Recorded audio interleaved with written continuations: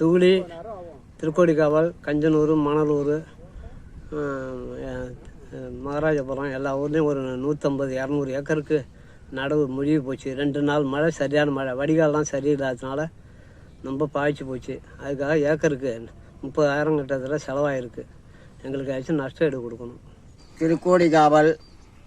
திருக்கோடிக்காவல், துகுளி, கஞ்சனூர், கோட்டூர், சூரியமலை, மகாராஜபுரம் இது எல்லாம் கிட்டத்தட்ட ஒரு 100 ஏக்கர் 200 ஏக்கருக்கு மேலே தண்ணியில் முழுகி கிடக்கு. யாருமே அதை பற்றி முன்னெடுத்து செய்ய மாட்டேங்கிறாங்க. வடிகாலை வெட்ட சொன்னாலும் வெட்ட மாட்டேங்கிறாங்க. 100 நாள் ஆளை கூப்பிட்டா எங்களுக்கு பூங்காவில் தான் வேலை கொடுத்துருக்காங்க, நாங்கள் அங்கே தான் செய்வோம், இங்கே வந்து செய்ய மாட்டோம்னு சொல்கிறாங்க. ரொம்ப வருத்தமாக இருக்குது. நிலத்தெல்லாம் வந்து பாருங்கள் முழுகி கிடக்கு. என்ன இவ்வளோ ரூபா செலவு பண்ணி 30,000 ஒரு ஏக்கருக்கு செலவு பண்ணியிருக்கோம், எப்படி எடுக்க போகிறதுன்னு எங்களுக்கு ரொம்ப மன கலக்கலாக இருக்குது.